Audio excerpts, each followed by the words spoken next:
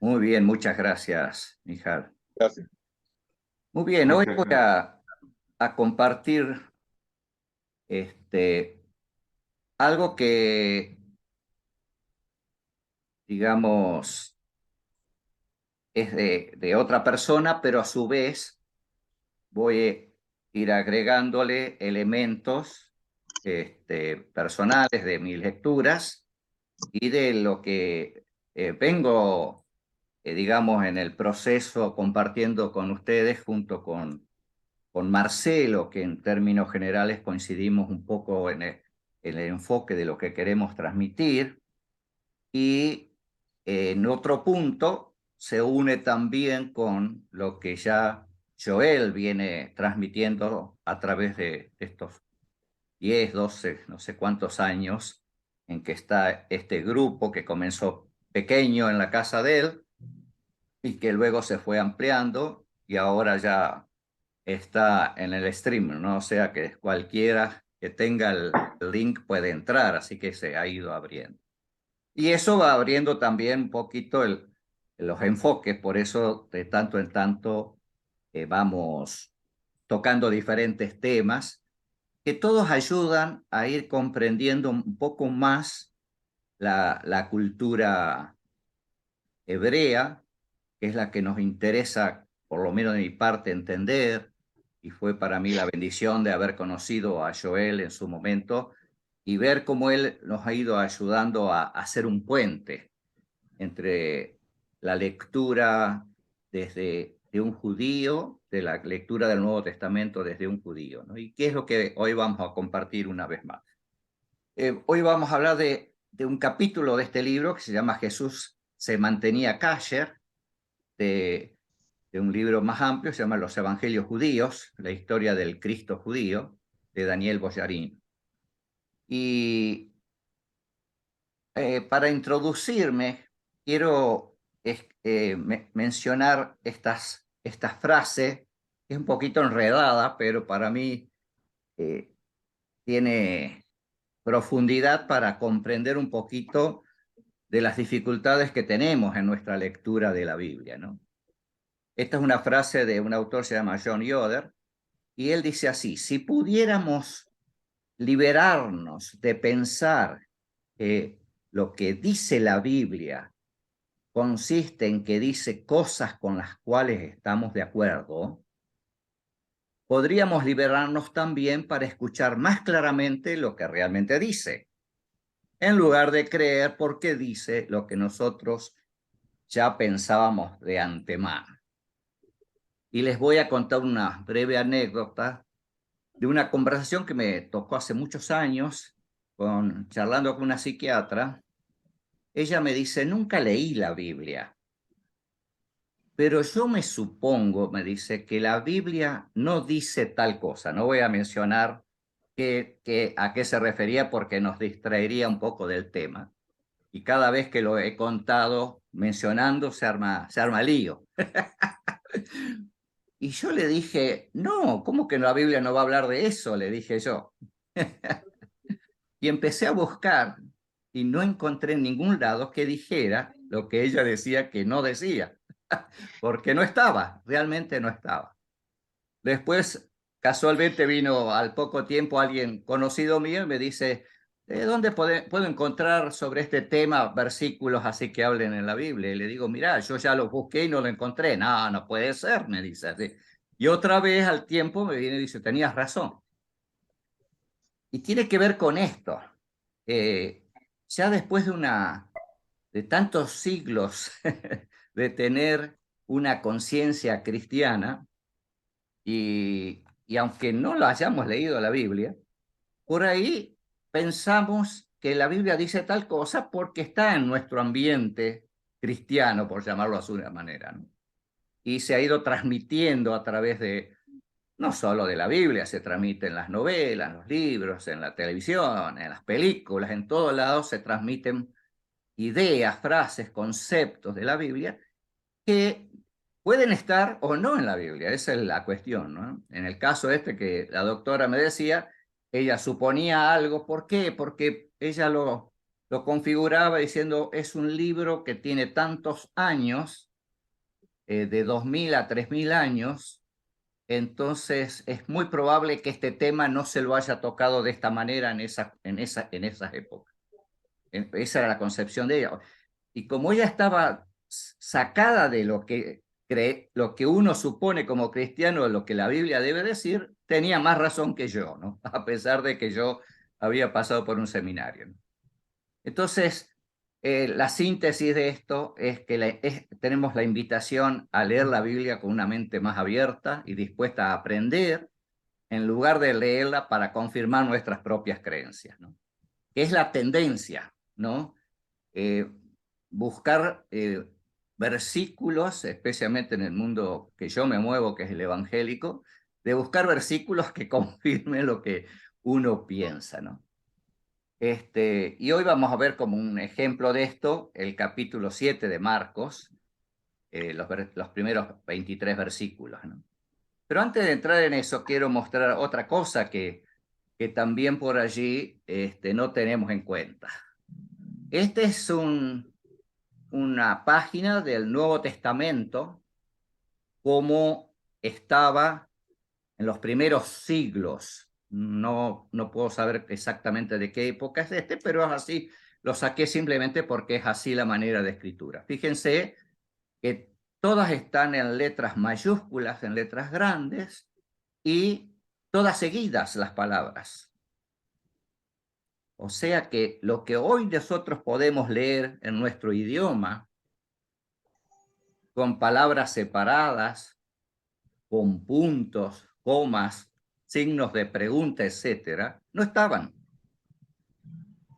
Entonces, es algo que tenemos que entender, que la lectura que nosotros podemos hacer de la Biblia es gracias a personas que estudiaron estos textos y nos dieron la posibilidad de poder leerlos de una manera más fácil, pero con el riesgo de que ellos hayan puesto un punto donde quizás no iba, o una coma, o un signo de pregunta. Y eso es parte de lo que es el proceso ya de interpretación del texto y de ir entendiendo qué es lo que quiso decir el autor y ir separando. O sea, y nosotros lo tenemos encima con capítulos y versículos, cosa que tampoco estaban hasta más o menos, creo que el año 1200 de nuestra era común, que donde estaba. Y fíjense, lo mismo pasa con el texto hebreo. Es un texto hebreo antiguo de la época del primer siglo, ahí de las cuevas de Qumran, y tiene esas mismas características, ¿no? Sé que ese es otro elemento. Yo creo que, yo siento esto, que tenemos que ser humildes al hablar de la Biblia, porque recién estamos conociendo un poco de la Biblia, así con la libertad que tenemos hoy, los últimos 200 años. Y específicamente, en algunos casos, hace 50, 60 años. Y tenemos la posibilidad de hace 50, 60 años de tener distintas versiones, la posibilidad de muchos estudios que nos van acercando a un proceso del cual nosotros estamos participando ahora, este proceso de libertad de conversar sobre estos temas. Siempre quiero hacer esas introducciones que nos ayuden un poquito a poner esta mente abierta a la investigación bíblica, y que nos ayuda a comprender mucho de los textos. Quien hizo el prólogo a este librito, lo vuelvo a poner el título, para los evangelios judíos, la historia del Cristo judío, es Marcelo Apteman, que está con nosotros aquí. Él escribe el prólogo y nos dice que Daniel Boyarín es una de las máximas autoridades mundiales en cultura rabínica. Ha escrito, estaba mirando la lista de libros, es impresionante, muchos libros, todos referente a ir comprendiendo la cultura hebrea y en su relación con las escrituras, ¿no? Él dice, también Marcelo, nos muestra que las ideas y prácticas de los discípulos de Jesús son parte integral de una de las formas del judaísmo de ese periodo, de una de las formas del judaísmo de ese periodo, y que continuaron siéndolo al menos hasta comienzo del siglo II. El Jesús que Daniel Boyarín descubre en los evangelios creía y practicaba una forma de judaísmo conservador y tradicionalista de su época, que rechazaba algunas innovaciones al cuerpo de la ley, como las que se originaron entre los escribas de Jerusalén y el partido de los fariseos, predominantemente en la provincia de Judea. Y agrega, hasta el día de hoy, hay algunos representantes de otras formas del judaísmo que no se deja guiar por las autoridades rabínicas. O sea, esta problemática como la que tuvo Jesús en ese momento, que deben haber tenido otros rabinos también, hoy, hasta el día de hoy hay algunos que la siguen teniendo. Boyarín sostiene que el cristianismo no debería considerarse como una religión separada del judaísmo, sino como una continuación del mismo. Eso nos dice Marcelo dentro, bueno, esto lo dice mismo Boyarín, pero Marcelo estaba haciéndonos un poco, diciéndonos algo de esto en el prólogo. Y ahora vemos la lectura, vamos a dar la lectura del pasaje de Marcos 7, 1 al 23, es larguito, pero lo tengo que hacer para que entendamos de qué se está tratando. Dice, los fariseos y algunos de los escribas que habían venido de Jerusalén se reunieron alrededor de él, de Jesús evidentemente, y vieron que algunos de sus discípulos comían el pan con manos inmundas, es decir, sin lavar. Porque los fariseos y todos los judíos no comen a menos de que se laven las manos cuidadosamente, literalmente con el puño es la expresión que se usa allí, observando así la tradición de los ancianos, y cuando vuelven de la plaza no comen a menos de que se laven, y hay muchas otras cosas que han recibido para observarlas, como el lavamiento de los vasos, de los cántaros y de las vasijas de cobre. Entonces los fariseos y los escribas le preguntaron a Jesús, ¿por qué tus discípulos no andan conforme a la tradición de los ancianos, sino que comen con manos inmundas o impuras? Y él le dijo, bien profetizó Isaías de vosotros, hipócritas, como está escrito, este pueblo con los labios me honra, pero su corazón está muy lejos de mí.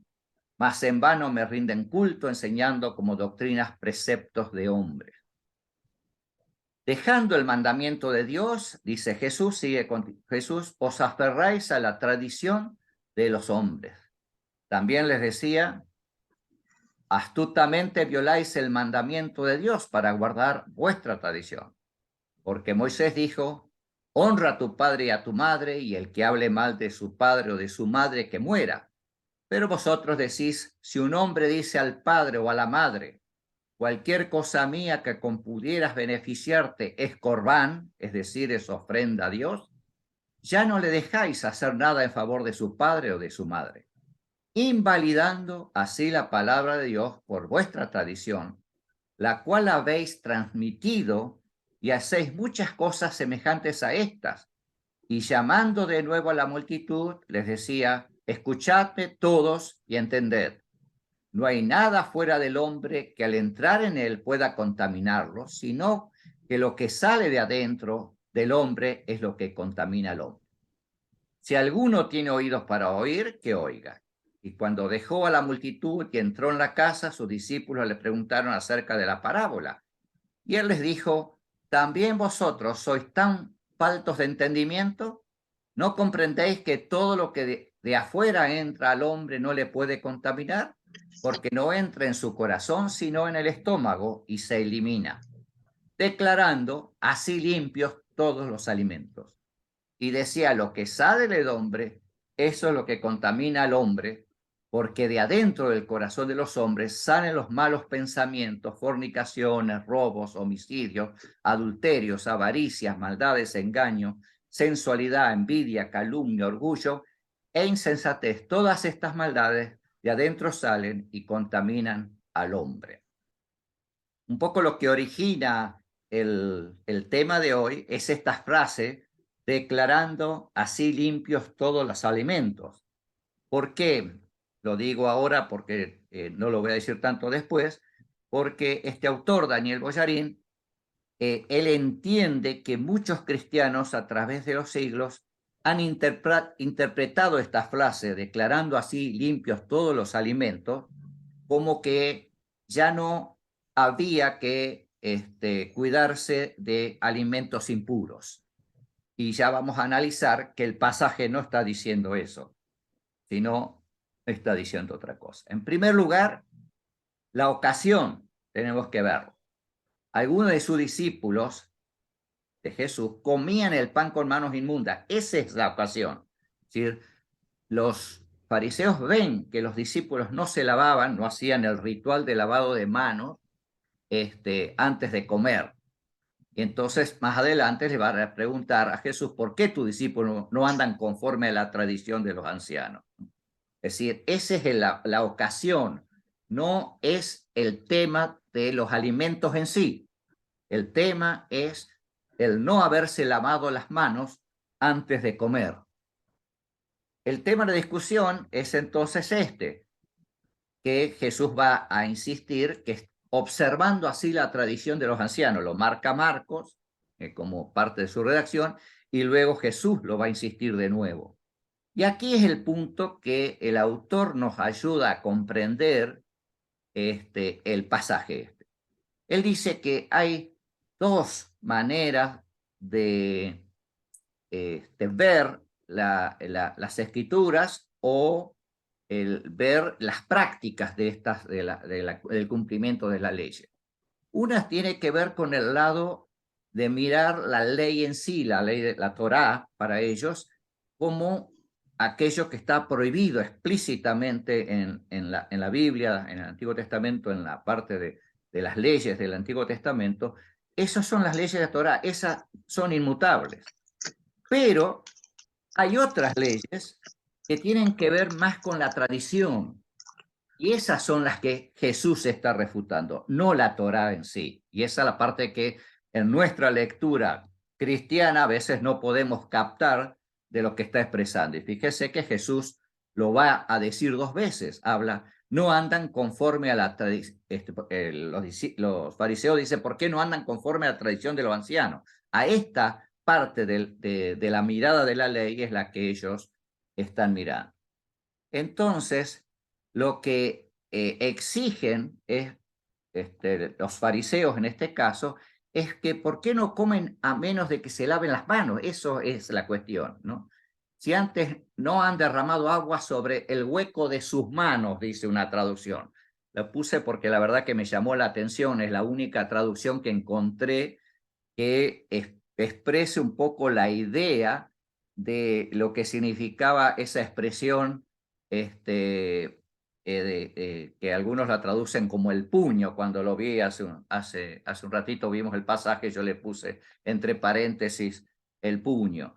¿Por qué? Porque dice que, aquí lo aclara Boyarín, Marcos se está refiriendo al proceso de ahuecar una mano para formar con ella un puño relajado y con la otra verter agua sobre ella. Ese es el proceso de purificación de las manos, ¿no? A eso específicamente se está refiriendo el pasaje. Entonces, la conclusión de Jesús es que, y lo dice Boyarín, Jesús rechaza la extensión de las leyes de pureza, no la Torá en sí. No rechaza la Torá, sino la extensión, esta práctica, lo que ellos van a llamar la tradición de los ancianos. Aclara también Daniel Boyarín, la tradición farisea parece haber extendido la prohibición de comer comida kasher impura, considerando de quien la comiera también quedaba impuro por haberla comido. Los fariseos intentaron convencer a otros judíos de adherirse a sus nuevos niveles de observancia más estricta.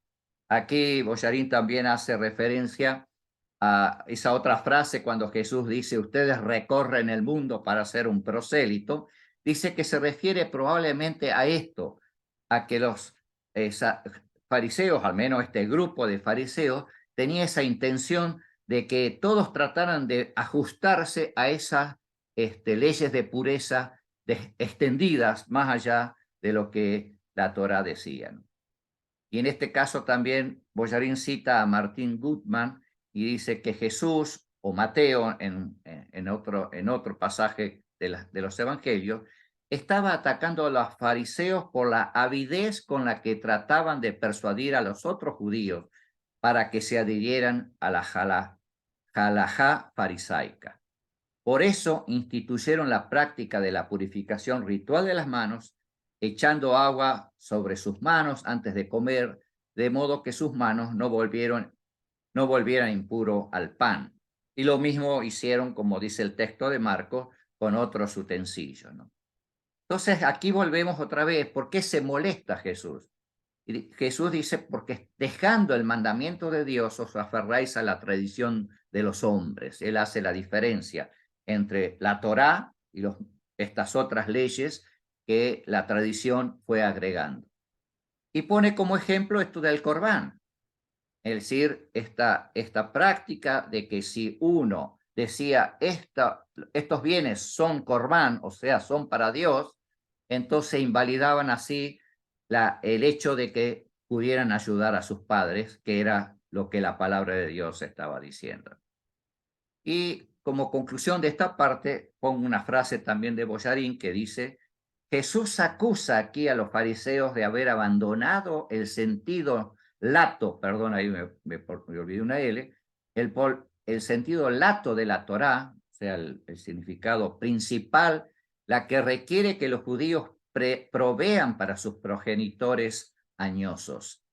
Esa es otra instancia en la que los fariseos aparentemente suplantan a la Torá con sus tradiciones de los mayores. Para Jesús o Marcos, que es el redactor de este evangelio, la tradición de los mayores es una creación humana en oposición a la Torá escrita, que es divina. Y seguimos con otros versículos más adelante, dice, Jesús pregunta a los discípulos cuando se acercan luego de estar aquí en esta instancia, se acercan para preguntarle que les explique qué era esta parábola. Dice, ¿no comprendéis que todo lo que de afuera entra al hombre no le puede contaminar? O sea, aquí es otra vez la confusión. Cuando la expresión todo, fíjese que en el pasaje se usa dos veces esto todo, ¿no? Al principio os va a decir, y todos los judíos, los fariseos y todos los judíos, y no es que todos los judíos pensaban así, era un grupo, pero es la manera de escribirlo. Y acá lo mismo dice, todo, y no es que se está refiriendo a todos los que se come, sino a los que estaba permitido para comer. Todo lo que de afuera, todo lo permitido para comer de afuera, no puede contaminar. Por más, en este caso, que no se haya lavado las manos. Ese es el sentido del pasaje, ¿no? Entonces dice, Jesús no está rechazando, Boyarín, no está rechazando las leyes de la Torá en su totalidad, sino que está criticando la extensión farisaica de estas leyes, más allá de lo que se establece en la Torá misma. Jesús está argumentando que la verdadera observancia de la Torá no se limita a las acciones externas, sino que incluye la actitud interna del corazón. Al enfatizar la importancia de la actitud interna, Jesús está defendiendo el verdadero espíritu de la Torá en lugar de simplemente adherirse a la letra de la ley. Y por último, declarando así limpios todos los alimentos, que es la expresión que nos convoca, dice, muchos cristianos entendieron, dice él, a través de muchos siglos, que Jesús estaba permitiendo todo tipo de alimentos, ¿no? Y pone como chiste, un poco como chiste, que estaba permitiendo huevo con panceta, ¿no? Aquí hay un punto que yo lo quiero remarcar, yo por lo menos toda la literatura que yo tengo a mano, ¿no? Ya voy a citar a algunos autores, no están en esta línea, ¿no? Pero sí es verdad que sí ha sido así por mucho tiempo, han querido poner esa frase de Jesús, que inclusive está entre paréntesis, aunque Boyarín acepta que es parte del texto, pero algunos manuscritos antiguos no lo tienen. Y fíjense que por ese motivo algunos lo ponen entre paréntesis como una especie de aclaración. Pero en realidad esa aclaración confunde. Ya vamos a ver que la expresión exactamente no está diciendo declarando así limpio todos los elementos. Esa palabra declarando no es parte del texto, pero eso ha confundido y ha llevado a este pensamiento que todo tipo de alimentos está permitido. Y no es el tema del pasaje. El tema del pasaje, insisto, es alimentos permitidos que han sido comidos con manos inmundas, o sea, con manos que no están purificadas con el ritual del lavamiento.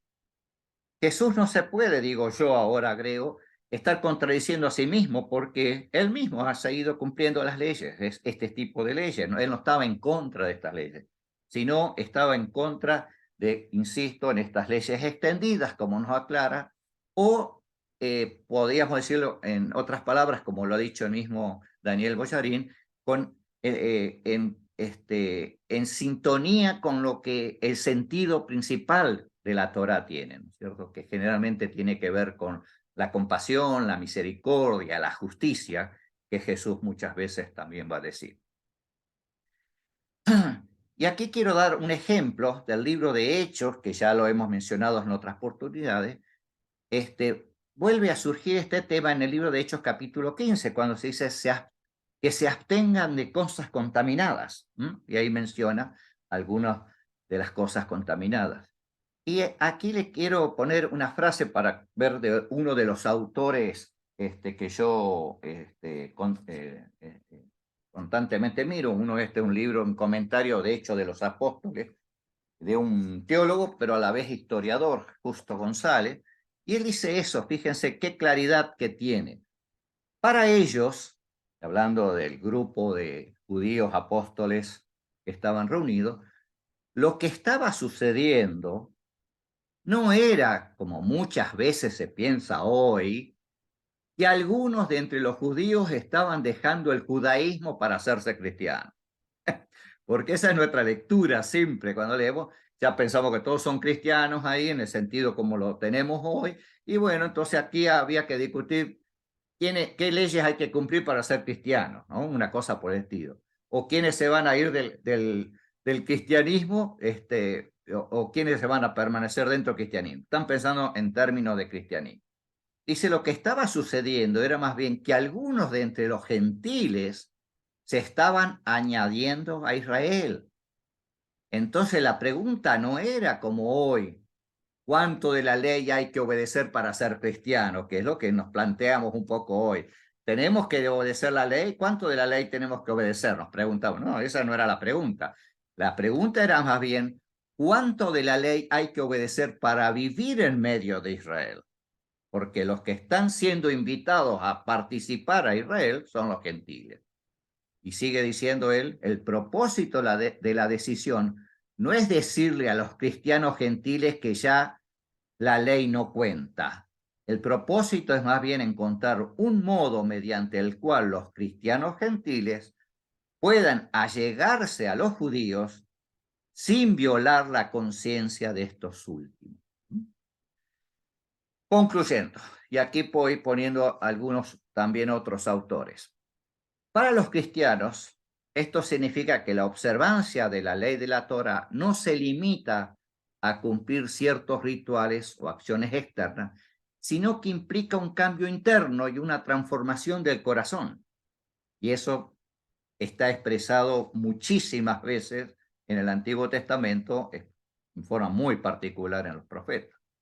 La fe en Jesús como el Mesías y Salvador es el medio por el cual se produce esta transformación interna, lo que lleva a una observancia más auténtica de la ley de la Torá.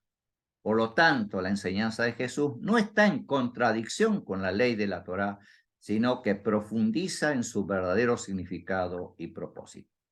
Otro autor que yo sigo, que se llama, son dos autores en realidad de un comentario de Marcos, ellos dicen, el discurso de Jesús tiene un énfasis mucho mayor en la ética que en el ritual. Palabras que también va a usar Boyarín en algunos de ese capítulo. La ley ritual no puede ser más importante que los valores éticos que ésta representa.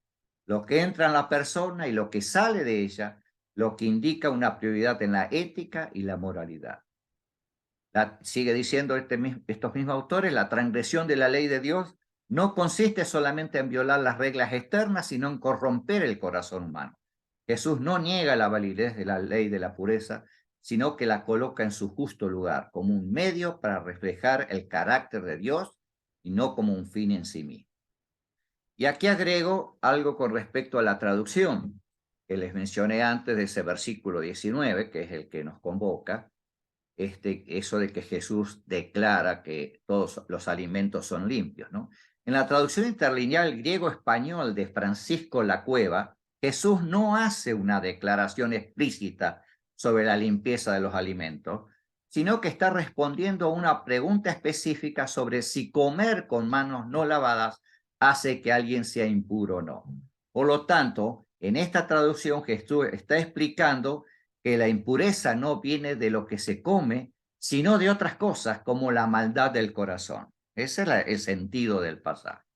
En cambio, en las otras traducciones, que sí traducen con esa expresión, Jesús declaró que todos los alimentos son limpios, indican que Jesús declaró limpio todos los alimentos y se está interpretando que Jesús está haciendo una afirmación más amplia sobre la ley judía y la pureza de los alimentos, lo que se relaciona con una controversia en la época de Jesús sobre si los cristianos debían seguir las leyes, no en la época de Jesús en realidad, sino ahí está mal expresado, en una época posterior, digamos, si debían seguir las leyes dietéticas judías, ¿no? Los cristianos gentiles posteriormente. Por lo tanto, estas traducciones implican que Jesús está aboliendo estas leyes y permitiendo a los cristianos comer cualquier tipo de alimento. Otra vez, no es en la época de Jesús, ni siquiera en la época de los apóstoles, porque como vimos en el libro de Hechos, ellos tenían bien claro de que no debían seguir comiendo por estos alimentos, especialmente pedirle a los gentiles que tengan más conciencia de que a ellos esto les molestaba mucho.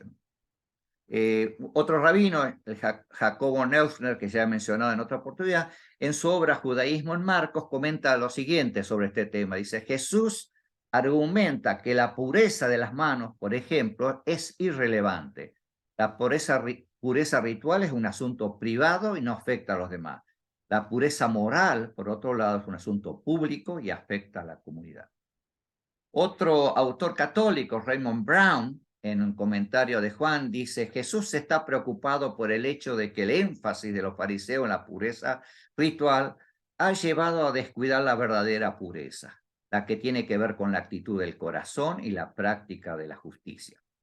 Otro autor que creo que también es judío, Pinchas Lapide, dice, Jesús nunca enseñó que la Torá debía ser abolida. Al contrario, él se opuso a cualquier interpretación que la hiciera menos exigente. Y quiero terminar un poquito volviendo al comienzo con una frase de otro autor católico uruguayo que ya falleció en el año 96, Juan Luis II, que es un pensador muy profundo. Y él utiliza esta frase de que la ley mata, la expresión del apóstol Pablo, en el sentido es otra vez este sentido de la formalidad, ¿no? De leer la letra literalmente sin darle interpretación y simplemente aplicarla sin entenderla. Pablo usa en ese sentido y él la va a pasar también a los evangelios. Fíjese cómo dice. Bueno, en realidad la frase no es de él exactamente, sino alguien que está transmitiendo lo que Juan Luis II pensaba. Dice, el creyente medio recurre a los evangelios en busca de criterios prácticos, inmediatos y de soluciones efectivas que a modo de recetas o fórmulas se apliquen sobre las problemáticas que le acucian en su cotidianeidad humana. Este acceso a los evangelios y por ellos a la figura de Jesús de Nazaret parece olvidar, acá va a ser una frase técnica, pero olvidar el problema hermenéutico, o sea, la manera de entender previo que condiciona cualquier búsqueda y lectura. ¿Se acuerdan que yo lo dije al principio? Lo previo que nosotros tenemos es que ya sabemos que lo que la Biblia dice. Entonces, si no tenemos criterios hermenéuticos, herramientas para tratar de quitar eso que está en nuestra mente, vamos a tener un condicionamiento de nuestra lectura. Por tal motivo, saltearse esta dificultad o subestimar la seriedad de la problemática del acceso a los evangelios equivale a tomar el texto bíblico por mera letra, ¿eh? Lo cual, de acuerdo a la advertencia paulina que asegura que la letra mata y solo el espíritu vivifica, implica para el creyente cristiano que el evangelio también puede matar en ese sentido. Bueno, gracias por escucharme. Y ahora le pido a Marcelo que nos guíe en los comentarios, lo que tienen para compartir. Muchas gracias, Ángel. Muchas gracias. Un flor de tema y muy bien trabajado, muy bien expuesto. Espero que Bueno, no te haya traicionado, ¿no? Digo, me refiero al libro, a la lectura del libro. Yo prefiero abstenerme de todo comentario y escuchar qué es lo que quiere decir Joel, que recién me parece que... Sí, no estabas haciendo gestos de... Yo pensé que sí, discúlpame, Joel. Bueno, siguiendo en la línea con lo que estabas diciendo, Ángel, me viene a la mente un episodio que me tocó vivir hace un par de años atrás. Fui a escuchar a un rabino ortodoxo acá en Buenos Aires, Daniel Oppenheimer se llama. Es un rabino que, entre otras cosas, se especializa justamente en supervisar la kashrut de un par de locales que venden alimentos kasher. Es una de las tareas a las que por lo menos se dedicaba en aquel momento, ¿no? Pero es reconocido hoy también. Y es reconocido como una autoridad halágica en ese tema. O sea, el rabino realmente sabe mucho del tema. Y yo lo escuché decir en una conversación a un grupo de gente, entre los cuales había varias personas muy adineradas, lo escuché decir, pero mirá, que si vos vas a un restaurante kasher y compras un sándwich kasher y lo pagas con plata mala vida, en el momento en que tocaste el sándwich para vos, dejó de ser kasher.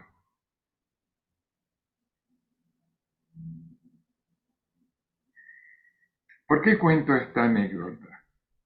Porque el criterio de que la letra de la halajá es lo más importante no es el criterio de la enorme mayoría de los rabinos, que en este punto están perfectamente de acuerdo con lo que Ángel acabas de explicar, que también Jesús interpretaba que el valor ético es la guía fundamental para la interpretación de las normas, de las leyes de una cultura y una sociedad en particular, que valiosísimas y fundamentales porque son recibidas nada menos que de Hashem y no de algún legislador que por ahí es corrupto. Pero que de todos modos, la interpretación personal que se hace de esas leyes sagradas por el motivo que acabo de decir, es una interpretación que tiene que tener como brújula la ética, que consiste básicamente en no hacerle daño a otro ser vivo, el tipo de daño que uno no querría que le hagan a uno. Y que es algo muy difícil de llevar a la práctica, porque no sé ustedes, pero yo nací medio bruto. Entonces requiere mucho tiempo de aprender a convivir y de pensar y de estudiar y de pulirse, entender que las reglas que a uno le enseñan tienen contextos en los que se aplican, otros en los que no se aplican tanto, que hay excepciones. Eso lleva añares a aprenderlo para después poder disfrutar el juego de acuerdo a las reglas. Y a mí me parece que las enseñanzas de Jesús, como explica Boyarín para mí muy bien en este texto, están en esa línea. No es contradecir la ley, de ningún modo. Además lo dijo clarito. Dijo que no vino para cambiar ni una iota, ni una tilde de una letra de la ley. No era esa Más la idea. chiquitas las letras. ¿Quieres corregir algo o agregar algo, por favor? No, que la iota es la letra más chiquita. Y un tilde de la letra más chiquita, no viene Jesús a hacer eso. Claro. No una letra cualquiera. No vino a cambiar la letra de la ley. Entonces, si no vino a cambiar la letra de la ley, ¿de qué estamos hablando? De cómo interpretarla, con qué espíritu, con qué criterio. ¿Y con qué espíritu y qué criterio propone interpretarla? El de ama a tu prójimo como a ti mismo y en primerísimo lugar recordar quién es tu creador y luego amar a tu prójimo como a ti mismo. Punto. Que es el mismo espíritu que hoy encontramos, no sé si en todos los rabinos, porque no los conozco a todos, pero es lo que yo leo en los libros, que es el criterio que dice la tradición rabínica que debe gobernar la interpretación de cualquier judío y de cualquier rabino de las leyes. Entonces, en ese punto no había ninguna oposición o conflicto entre el planteo de los fariseos, cuyos herederos conceptuales son los judíos rabínicos de hoy, y Jesús. Ahí no había ningún conflicto. Es simplemente que en algunas cosas, según Boyarín, no sé si estoy de acuerdo con él, una cosa es traducir a un autor y otra es estar en un 100% de acuerdo con todo lo que diga, tendría que pensarlo, leer el párrafo con cuidado, decir en este punto estoy de acuerdo en esto otro no.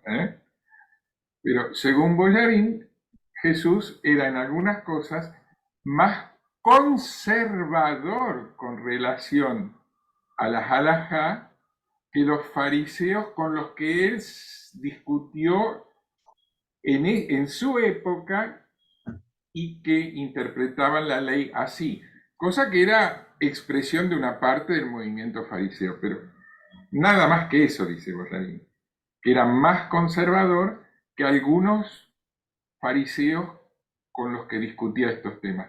Pero el espíritu de Jesús, así como está plasmado en los evangelios, es, en, es, yo diría, idéntico al del movimiento del judaísmo rabínico de hoy en día, en todas sus expresiones, tanto la ortodoxia como el judaísmo conservador, como el reformista, en todas sus expresiones. Así que ni siquiera hay una diferencia en grupos, sefaradíes, askenazíes. Todos coinciden en que ese es el espíritu de la interpretación de la ley. Si me equivoco, acá están Joel y Mijal para corregirme con mucho gusto. Lo que estoy expresando es no estoy dando cátedra, estoy comentando lo que a mí me parece en base a lo que yo conozco. Nada más, No sé. Mario Sabán, él dice que ocasionalmente Jesús toma cosas de Gilel y otras veces de Shammai, ¿no? Que no siempre está en una sola línea, con un poquito, según él, está un poco más, se permite más cosas que no me acuerdo cuál es el de los dos más cerrados, que según él piensa así, pero eso ya, Shammai. como vos decís, son opiniones personales, ¿no? Mira, Hillel y Shammai son dos patriarcas, dos fundadores de dos escuelas. Pero la diferencia entre una escuela y la otra está básicamente en el sistema pedagógico. La ley es una y la misma para ambos. La escuela de Shammai es un poco menos empática, digamos, menos cariñosa, en el abordaje a cómo enseñar, cómo cumplir con la ley. La escuela de Hillel es un poquitito más amable para el que se va acercando por primera vez. Pero en última instancia, si convocan a un Dayan, un juez formado en la escuela de Hillel, y a uno en la de Shammai, a que dicten sentencia, me parece que la sentencia debiera ser la misma y el fundamento incluso debiera ser el mismo para ambos. El tema es cómo se enseña más que otra cosa. Es una diferencia sutil. ¿Mm? Contá la diferencia que hay. Contá la diferencia que es entre las dos escuelas. Cuando viene un gentil que quiere convertirse. No, contala, que vos sos más didáctico que yo.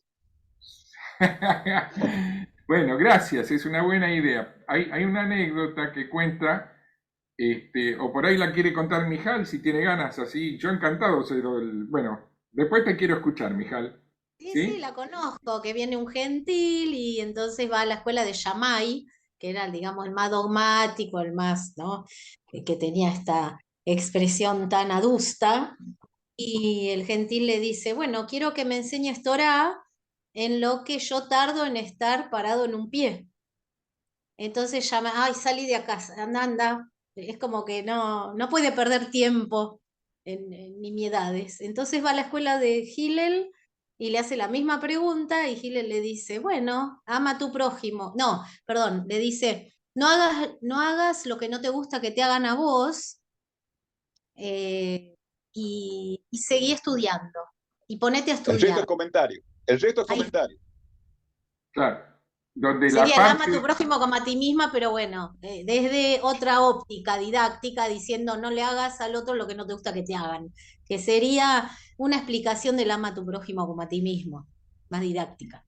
Y lo fundamental en la respuesta de Hillel es A, que le dio bola, le respondió algo. Esa es su diferencia con Shammai.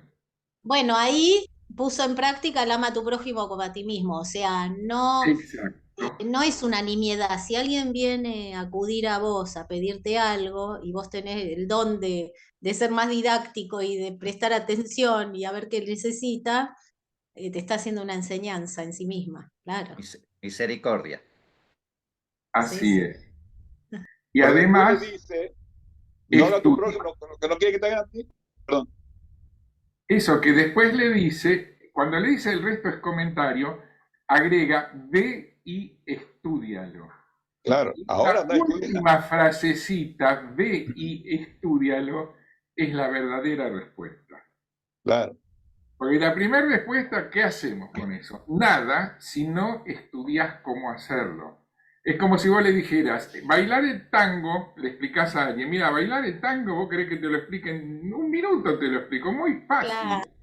Tenés que seguir la música, dar los pasos en una cierta secuencia y tratar de disfrutarlo. Ya te lo expliqué. Ahora anda y estudia y practica. Claro. ¿Eh? Para aprender a bailar el tango hay que ir y estudiar y practicarlo, no alcanza con esa mínima explicación. Pero ahí le da también el pie a pedirle a este gentil, ¿me podés ayudar? ¿Puedo estudiar con vos? Esta parte no nos cuentan, pero digamos que dejan la puerta abierta de, ya que le ayudó en una, por ahí le ayuda también a estudiar. Eso queda como que Y nos Mijal, parece. ¿vos qué opinás? Juguemos un rato. ¿De qué? Sí, decime. Supongamos, imaginemos, estamos jugando que a vos te toca ser Dayan en una situación. Sí. Juez. Te toca ser jueza, Dayanit, jueza, que tiene que dictaminar una cuestión. Estás en una reunión de gente que quiere vivir de acuerdo a la kashrut. Ujú.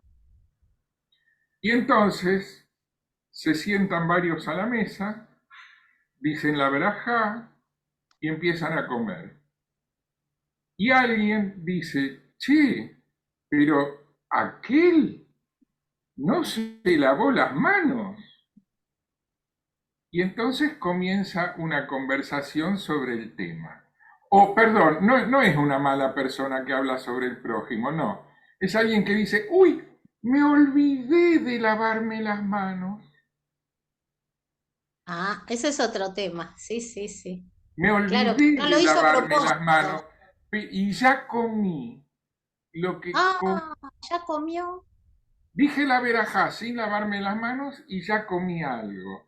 Ok, me voy a lavar las manos ahora, pero quiero saber, lo que ya comí, ¿ingerí algo que no es kasher por no haberme lavado las manos sin darme cuenta? Y sí, hay que explicarle. Me haces acordar al Seder de Pesaj, en el cual hay cuatro personalidades, ¿no? Hay uno bueno, que es Rayá, que es malo, perverso, y dice, ¿qué es lo que están haciendo ustedes? Como que no se involucra. Después hay otro que sí, que explica, ¿sí? Son como cuatro personalidades que puede ser, en la humanidad se puede diferenciar, ¿no? Después está el Tam, el que por ahí se queda así. No sé si tendríamos que decirlo en una de estas personalidades, quién sería el que no se lavó las manos y comió, ¿no? Y después está el que no sabe preguntar. Bueno, ¿y Entonces, qué le puede. responderías vos a este ¿Qué le personaje que acabo de respondería? inventar? Bueno, Comió lo que comió, no era kasher porque él no se, aunque era comida servida como kasher en la mesa, a él se le olvidó lavarse las manos. Eso lo contaminó a él como si hubiera comido algo prohibido y entonces él necesita ir a la mikve antes de seguir comiendo. ¿Qué ah, interpretarías vos como Dayan? es interesante. No sé si puedo, por ahí me quedaría Opinión pensando un informal, poco, no pero estamos en un tribunal, estamos estamos jugando, jugando. decís vos. Tengo que contestar así tac, rápidamente. Bueno, ante todo le explicaría que sí, que sí, tomando el ejemplo de lo que estamos hablando, ha cometido un error. Entonces, en vez de decirle que cometió un pecado, decirle, mira, cometiste un error y qué bueno que nos avisaste, así podemos participar todos y ayudarte a que te des cuenta del error que cometiste y puedas corregirlo una próxima vez. Eso sería un poco como lo que haría Hillel, ¿no? En cambio, Shammai lo mandaría al rincón. ¿Cómo hiciste eso? ¿No? En el Nuevo Y son Testamento maneras hay de un relato enseñar. muy interesante sobre la comida, ¿no? Sí, Porque la sí. comida kasher, no se olvide que cuando viene una voz del cielo y le dice, y le baja comida impura a Pedro, y Pedro no quiere comer. Y la voz Ah, del cielo le dice, la patol, los que le dice, come, y el tipo dice, no como. Y por tercera vez dice, come, y no como. ¿Eh? Este, y eso tiene que ver con la ley judía, de que si Dios dio a los hombres los mandamientos en la claro. tierra, a nosotros, es para que nosotros decidamos qué es lo que tenemos que hacer con esos mandamientos y no que venga alguien del cielo y nos diga qué es lo que tenemos que hacer con esos mandamientos. Nosotros tenemos que decidir, ese es el libro de albedrío que tenemos que tener. Y en el Nuevo Testamento eso está clarito. Pero se pone con que no come, porque no es ayer. Este, eh, Acá tenemos también un ejemplo bueno, eh, de los alimentos, ¿no? De que un judío fariseo como Pedro no iba a comer eso. Aunque del cielo le digan, le autoricen, no lo autoricen y le den la orden. Ujú. ¿Se acuerdan de eso ustedes, los que le conocen el Nuevo Testamento, verdad? Este, eh, por eso acá hay una diferencia, ¿no? Entre los que están dentro de la ley y los que están fuera de la ley. Los que consiguen su salvación por un camino que no es de ley, sino de fe en el sacrificio redentor de una persona, de Jesús. Él se sacrifica por todo. Él no es el corbán de los que no cumplen, no tienen que cumplir con la ley. Y Este, eso me olvidé de decir yo, quería comparar lo que Boyarín dice y lo que dice Joel, que no se contradice, simplemente que la mirada de Joel es complementaria para ayudar a entender que en realidad en ningún momento el Nuevo Testamento, es decir, el judaísmo del Nuevo Testamento está obligando a los gentiles a cumplir la ley. Solamente lo está pidiendo en cosas muy específicas y mínimas, como para no ser tan ofendidos, digamos, por esa costumbre pagana de comer de los ídolos y todo ese tipo de cosas, digamos, Claro, era algo, eso sí. era muy grueso en ese momento eso, y por eso se pedía, cosa que en la cultura de hoy, ya globalizada, ya hay mucho menos ese sentir que me imagino que pudo haber ocurrido 20 siglos atrás, ¿no? Por decir exageradamente, pero Claro. que hoy ya hay más, un poquito más de empatía, digamos, ¿no? Entre el judaísmo y las costumbres locales, ¿no? Asocio con lo que estamos conversando que hay una escena narrada en la Torá donde el hijo de una mujer israelita y un padre egipcio discute con un israelita y comete, ¿cómo se llama? Una blasfemia. Dice una blasfemia contra Hashem. Y entonces lo llevan ante Moisés para que juzgue, y a Moisés le viene la voz de Hashem diciéndole que hay que ejecutarlo. Y entonces ahí tenemos un ejemplo de qué pasa con alguien que está vinculado al pueblo judío. Su mamá es judía, su papá no, pero que comete un delito, en este caso no contra las leyes que rigen entre los hombres, sino contra las leyes que rigen entre la comunidad y Hashem, y donde la sentencia es la muerte. Entonces quiere decir que en la Torá, claro, hay que leerla y peinarla con peine muy fino, cuáles son las leyes que dice la Torá que son leyes de Hashem, cuáles son cosas que dice la Torá que dijo Hashem, pero que hay que considerar que fueron en circunstancias especiales. Requiere mucho estudio. Esto es la respuesta de Hillel. Requiere mucho estudio poder diferenciar una cosa de otra. No es cuestión de andar ejecutando a cualquier blasfemo porque lo dice la Torá y ya, por ejemplo. ¿No es cierto? Totalmente, por eso hay que estudiar a través de maestros, porque si no uno puede interpretar libremente, voy a decir entre comillas, y ahí puede crear un error muy grave. Bueno, hay muchas sentencias que tienen pena de muerte. Sin embargo, los rabinos dicen de que un Sanedrín, porque para matar a una persona tiene que ser juzgado por un tribunal rabínico de 70 personas. Hay un tipo de tribunal rabínico. Para la muerte tiene que ser el más grande, si no me equivoco, ¿no? De 71 personas. Son 71 sabios, grandes rabinos. Y para ejecutarlo tiene que ser una sentencia de ese tipo. Sin embargo, dice, está en el Talmud y en la tradición judía, de que, de que nunca, si es que hay un tribunal rabínico que ha ejecutado a una persona, ese tribunal es un tribunal asesino.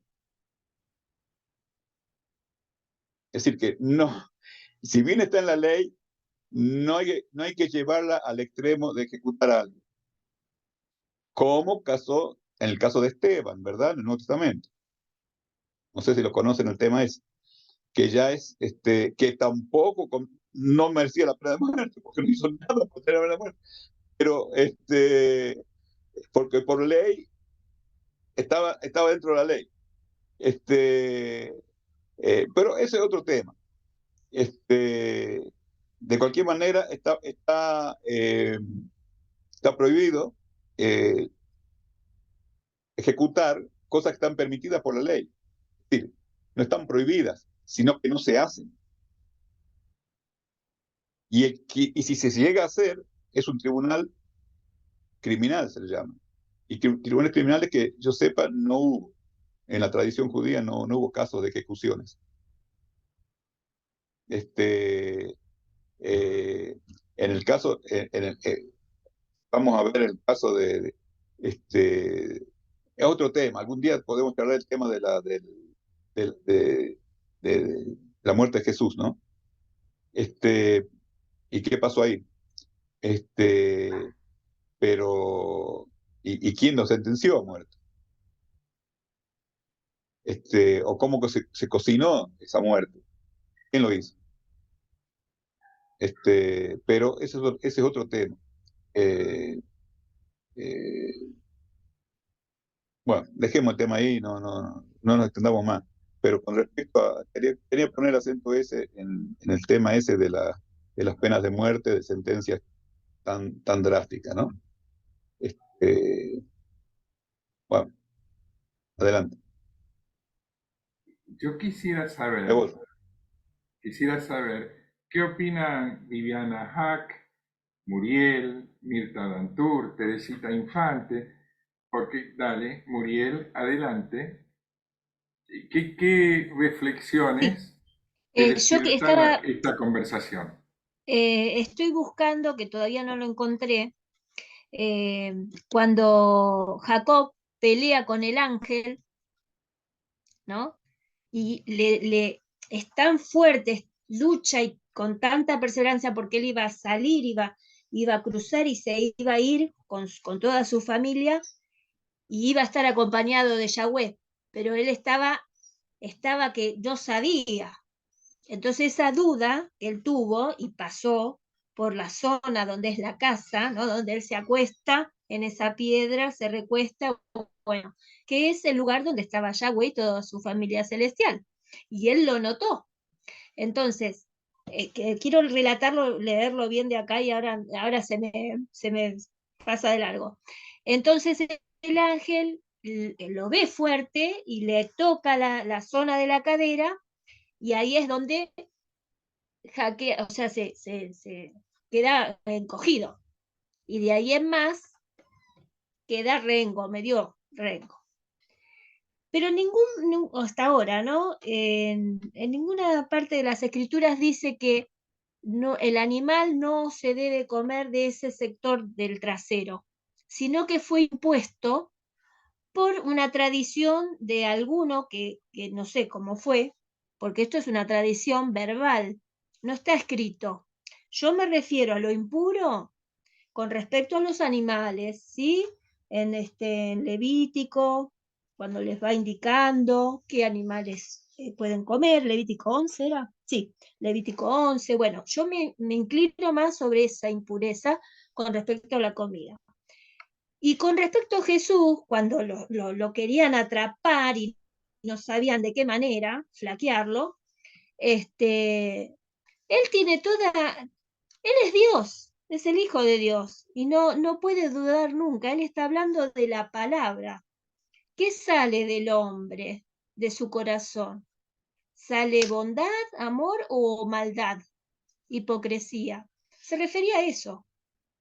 O sea, como diciendo, son hipócritas, se fijan si nosotros nos lavamos las manos y ustedes están haciendo, no te puedo dar a mis padres, no le puedo dar esto porque le estoy haciendo la entrega, la adoración a Hashem, a ese nivel. O sea, se estaba refiriendo Jesús directamente de lo que sale del corazón del hombre, es maldad.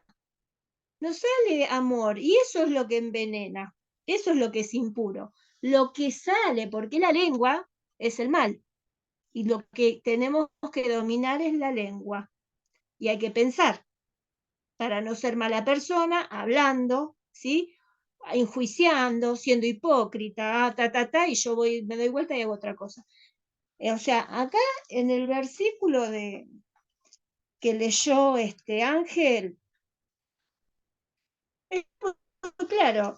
Es más, hasta Isaías lo dice en 29:13. A ver si no sé si ustedes tienen ahí las escrituras. No, Les espera, leo. espera. Permiso, Muriel. ¿Muriel? Sí. Espera. Dejemos a Isaías porque si no me parece, es muy rico, es muy interesante, pero me parece que nos iríamos a Ya otra. lo tengo. Ya lo tengo. Dice pues el Señor, porque este pueblo se acerca a mí con su boca y con sus labios me honra, pero su corazón está lejos de mí y su temor de mí no es más que un mandamiento de hombres que le ha sido enseñado. Lo está escribiendo, se lo está diciendo Yahweh a Isaías. Isaías lo escribe lo que le está indicando. Ya lo sabía de antemano. Jesús vino después de 800 años, no, más, 830. Y ya Isaías se lo hacía escribir, Yahweh. Dice, por tanto, he aquí que nuevamente excitaré yo la admiración de este pueblo con un prodigio grande y espantoso, porque perecerá la sabiduría de sus sabios y se desvanecerá la inteligencia de sus entendidos. Ay de los que se esconden de Yahweh, encubriendo el consejo y sus obras están en tinieblas. Y dicen, ¿quién nos ve y quién nos conoce? Vuestra perversidad ciertamente será reputada como el barro del alfarero. ¿Acaso la obra dirá de su hacedor, no me hizo? ¿Dirá la vasija de aquel que la ha formado, no entendió? O sea, al creador no se lo puede nunca pasar, ¿no? Es el alfarero nuestro, sabe todo del corazón. Por eso Muriel, Jesús se inclinó y dijo, ¿qué palabra sale? gracias. No sé, Viviana Hack, ¿quieres aportarnos algo? Bueno, en primer lugar, les quiero dar gracias a Ángel por la invitación. Es la primera vez que puedo participar porque yo tengo clase, ahora me está sonando el celular, ya me tengo que ir a conectar a una clase por Zoom a esta hora, pero sí, siempre me interesó el diálogo interreligioso y me interesó siempre la Torá. Y justamente cuando Ángel estaba hablando, me acordaba el tema de lavarse las manos, ¿no? Lo estaba leyendo en el Nuevo Testamento y habla solamente de el hecho de comer sin lavarse las manos. En las leyes del Levítico, cuando estudié Levítico, me lo enseñaron como un libro de salud, que empezaba por la salud espiritual y por eso empezaba por los sacrificios.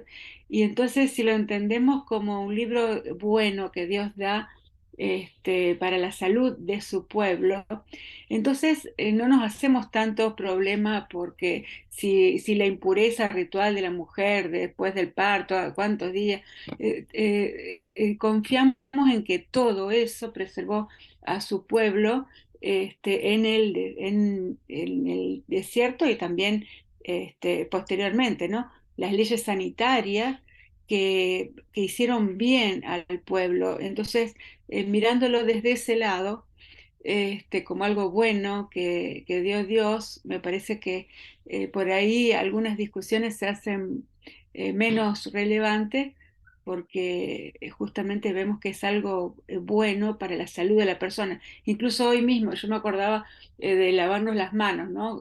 Con las epidemias, de cuántas epidemias se salvó el pueblo de Israel por lavarse las manos antes de comer, de cuántas infecciones se libraron por seguir la circuncisión, el cuidado después del parto, de cuántos males se libró el pueblo por esos sencillos detalles de las leyes rituales, ¿no? Entonces, me pensaba en eso, qué bueno ver no como una cosa restrictiva, sino al contrario, una ley de salubridad que aún después de los siglos se sigue usando en sus principios para nuestro bien. Gracias. Muy lindo aporte. Muchas gracias. y bienvenida al grupo. Ojalá podamos compartir de nuevo otras reuniones contigo más adelante. Entiendo que hoy Gracias. por ahí estás apretada de horario, pero bueno, ojalá pueda ser el martes que viene y otros. Sí, en realidad estoy todos los martes apretada de horario, pero me estoy haciendo, aunque sea un martes por mes, quisiera estar con ustedes. Y ya Gracias. ya se comprometió a dentro de 2 martes va a darnos una charlita sobre Filón de Alejandría. Uy, qué lindo, bueno, bárbaro, qué bueno. Quisiera preguntarle a Mirta Dantur si quiere compartir algo con nosotros, alguna reflexión, idea en base a esta conversación que venimos. Lo que me venía a la mente es que en nuestro culto, cuando vamos a comulgar, cuando recibimos la comunión, el cuerpo y sangre de Jesús, la divinidad, también tenemos que estar no contaminados, digamos. Tenemos que hacer nuestro examen de conciencia y tenemos que purificarnos con la confesión, ¿no? Así que, bueno, era como un paralelo.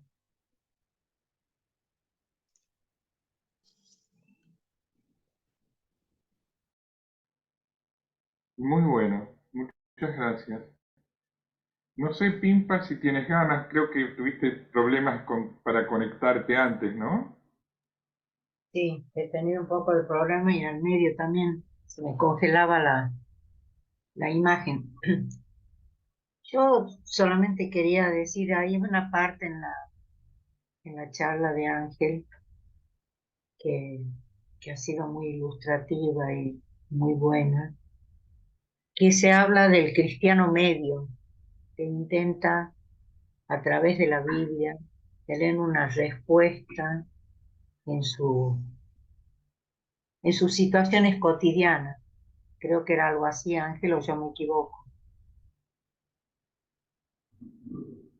Hay una parte que decía ahí, el cristiano medio es así, ¿te acordás, Marcelo? Sí, sí, Y así que es en el texto La cita, es la cita en que el dice PowerPoint que sí, pasaste la casi al cita de final. Juan Luis II, sí. eh,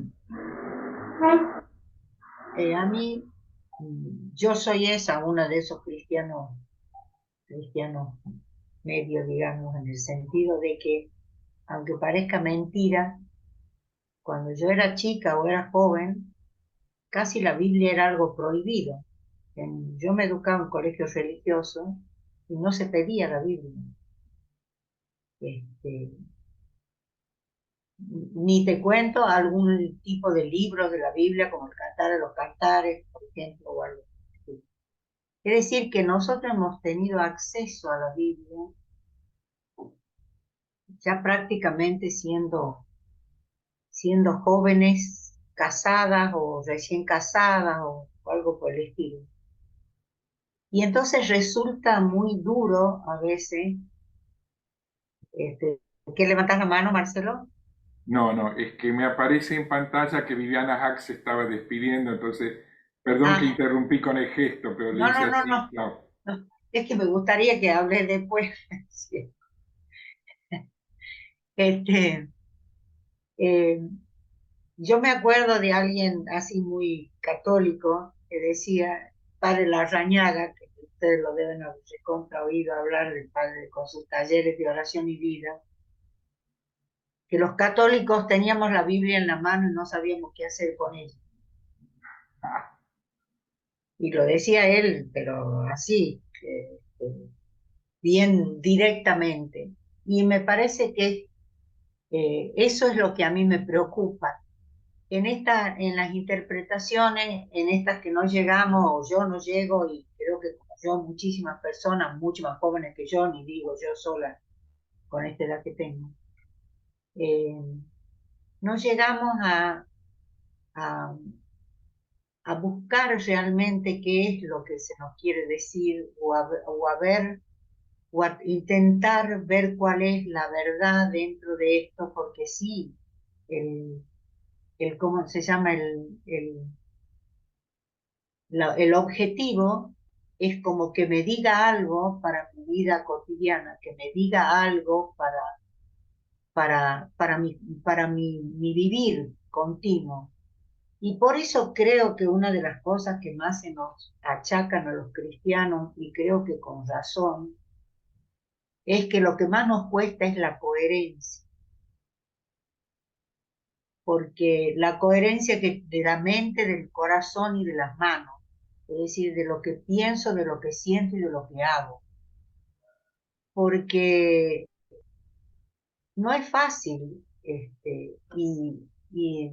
y aun cuando se lo mira desde ese punto de vista, ¿qué me dice en la cotidianeidad? También es cierto que como hay diferentes formas de ver o como hay una tendencia a fijarse en las grandes cosas que pasan en cuanto a corrupción, vos dabas recién hace un rato, Marcelo, el ejemplo, que en este momento no me acuerdo tanto, pero era algo así como si yo estoy comiendo y estoy además sintiendo y estoy desde dentro de mi corazón odiando o lo que fuera, lo que me intoxica o lo que me mata no es la comida que llevo adentro, sino es lo que tengo en el corazón que llevo junto por comida, por decirte de alguna manera. Y pienso que la historia de la coherencia, tanto si se habla de cosas tan importantes como las que estamos diciendo, como si no, o si parecen cosas menos importantes, pero en realidad sí lo son, es como abajar eso de manera tal que aumentemos nuestra coherencia en el vivir a través de las interpretaciones que estamos viendo y de los detalles que estamos viendo en cada cosa de estas que estamos como, como trabajando, como escuchando, como interpretando, como asintiendo, como adhiriendo o no, o lo que fuera. Te preguntaba, Marcelo, específicamente a vos hace un rato.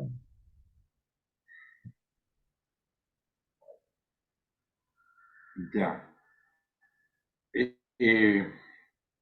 Wow. ¿Puedes preguntarme en breve una pregunta bien concisa? Bueno, a través de las interpretaciones que tanto vemos, de lo que quieren decir tantas cosas, de si es que lavo las manos, que si es que es la intención, que si es lo que tengo adentro, que si es lo que todo eso, cómo todo eso se unifica o se convierte en algo que sea productivo para esa coherencia que yo personalmente creo que es una de las cosas que más nos cuesta, sería como eso. Ok, me voy a permitir, discúlpenme Jorge y Bea, le contesto a ella y después les pregunto a ustedes si pueden y quieren compartir algo, ¿sí? Le contesto a Pimpa, mira, yo no tengo todas las respuestas, cada uno tiene que saber qué es lo que le sirve, pero creo que en la tradición judía hay muchos elementos que en conjunto se espera que sirvan para eso. Un elemento fundamental es el estudio que, como indicaba Mijal hace un rato, no es simplemente agarrar un libro y leerlo, es el estudio con alguien que te ayude a estudiarlo en el sentido que enseña una tradición a estudiarlo, que es algo diferente. Vos agarras la Biblia y la lees, y otra cosa es si la lees con alguien que además te aporta una tradición de cómo leerla, cómo interpretarla, tanto desde cómo la entona cuando la lee en voz alta, cuanto de cómo la interpreta, no en el sentido musical, sino en el sentido cognitivo. Que son dos interpretaciones. Eso por un lado. Pero el Y te agrego estudio, la vivencia también. exacto, que además hay muchísimas pequeñas normas de conducta, que por ejemplo, cómo se ahuecan las manos para lavarse. Hay muchísimas cosas que llevan a una cotidianeidad que antes, por ejemplo, Muriel decía que la lengua es lo malo porque de la boca sale lo malo, haciéndose eco de lo que dice Jesús en los versículos que nos leyó Ángel. Bueno, una de las faltas más graves para la tradición judía es lo que se llama lashon hara, lengua mala, perversa. Lo que yo me acordaba era lo que vos decías de comerse un sándwich con plata mala vida. Bueno, ok, pero se refiere específicamente lashon hara a hablar mal de alguien, sembrar la discordia, por maldad decir algo, aunque fuera cierto.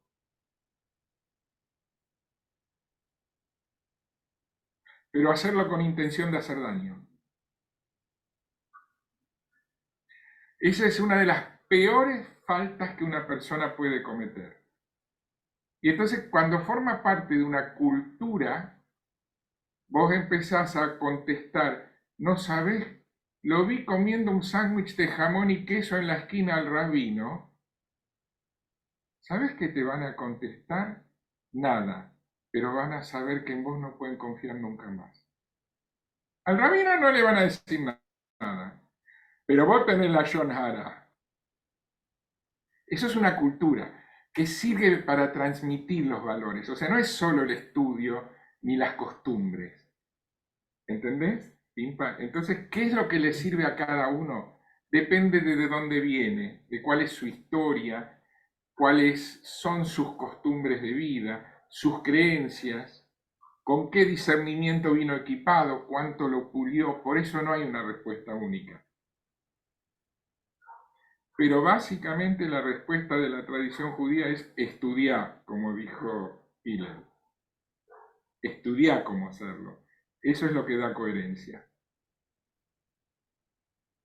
Creo yo, no sé qué opinan los demás. ¿Te puedo agregar algo? Por favor. Nosotros tenemos también una costumbre después de comer, hasta que nos saciamos, como los árabes que hacen aguafi, dicen, hasta que hacen el eruptito, ¿no? Como que ya estoy, después del eruptito ya es como que estoy satisfecho. Nosotros esperamos hasta ese momento para recién ahí hacer la bendición, para que ese alimento que nos nutrió también nos nutra espiritualmente. En vez de hacerlo al principio, vamos a decir que lo hacen al final. Tal cual. Al principio nos lavamos las manos y decimos la brajá.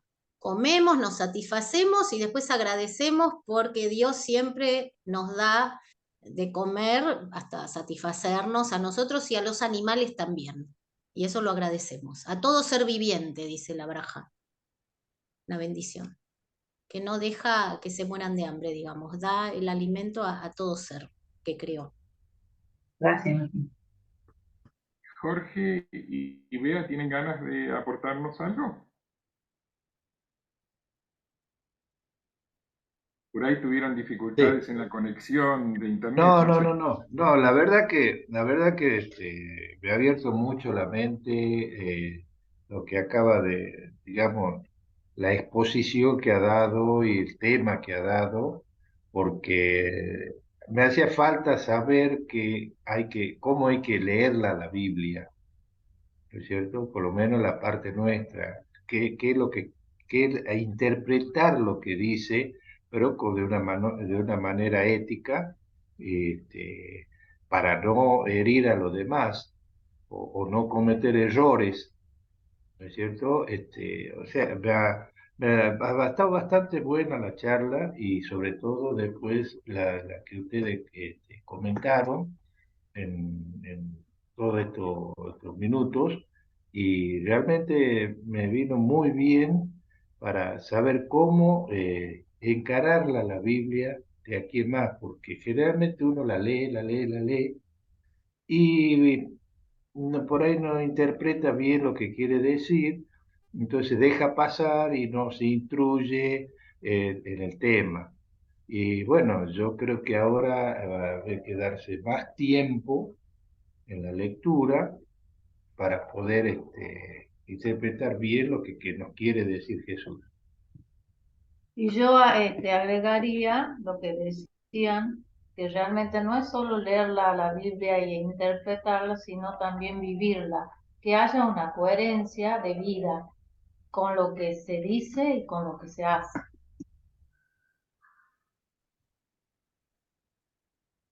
¿Qué tal, Ángel, lo que sembraste?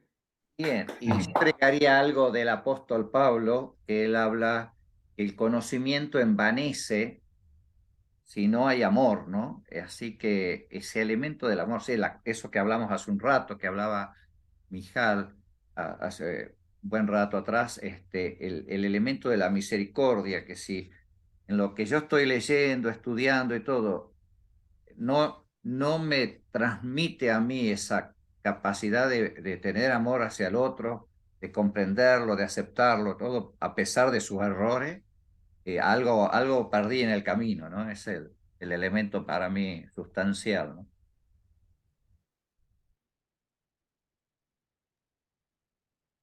Muy bien.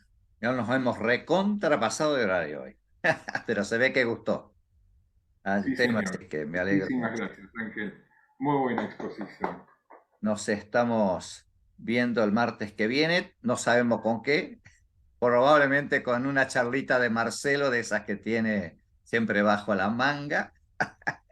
Uy, no puedo faltar entonces. No puede faltar el martes. El otro martes va a estar Viviana, pero este que viene no tengo el agujerito ahí.